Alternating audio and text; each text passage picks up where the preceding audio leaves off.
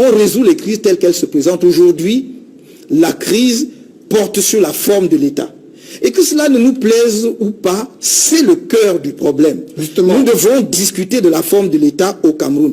Nous avons fait des propositions, si vous me permettez une seconde, à l'époque, lorsque la crise n'avait pas atteint le niveau qu'elle a atteint aujourd'hui, en disant, le président de la République aurait dû se rendre dans les régions anglophones. C'est le rôle d'un chef de l'État. Il incarne l'unité nationale. Il a envoyé le Premier ministre et les élites de cette région-là. Que faisait-il lui-même? Vous me dites qu'il a envoyé, c'est ça la question. Vous êtes accoutumé au Cameroun à ce que le président de la République n'assume pas ses responsabilités et qu'on dise qu'il a envoyé quelqu'un d'autre. S'il ne peut pas les assumer, il est temps qu'il se rende compte qu'il ne peut plus diriger le Cameroun. Ça, c'est la première chose. La deuxième chose, faute de se rendre dans les régions anglophones, il envoie justement des personnalités qui sont rejetées par la population anglophone. Il faut quand même que nous ouvrions nos yeux sur la réalité.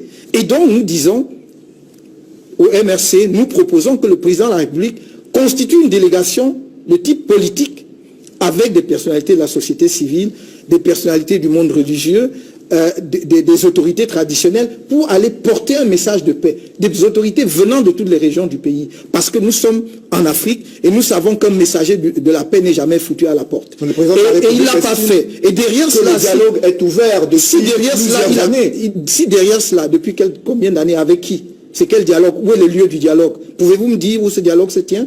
Et avec qui? Donc si derrière cela, il avait ouvert un dialogue sincère, en invitant à la table ceux qui posaient des revendications, nous n'allons pas sortir de la crise anglophone si nous ne prenons pas la crise au niveau où elle est rendue aujourd'hui. Justement, il y a au sein de la classe politique des leaders qui estiment qu'il faut mettre sur pied le fédéralisme, qui est la seule solution politique pour apaiser et éteindre les braises ardentes de la crise anglophone. Vous, qu'est-ce que vous en pensez? Je vous ai toujours dit ceci. Notre position est constante. Il n'y a que la sécession qui n'est pas sur la table. La sécession, on n'en parle pas. Ce n'est pas négociable. Ce n'est pas une option possible.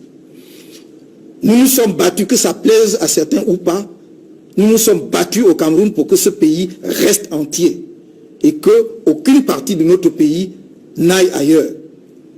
Ce n'est pas maintenant que nous allons pouvoir envisager une seule seconde la possibilité que l'on puisse faire la partition du Cameroun. Et sur le une fois qu'on a mis cela hors du jeu, toutes les options sont sur la table. Et moi, en tant que dirigeant d'un parti politique, si mon parti fait de moi son candidat demain, et comme je l'espère, les Camerounais me font confiance, ma responsabilité est d'amener tous les acteurs autour de la table pour discuter de la meilleure solution possible, c'est-à-dire de la meilleure forme de notre État.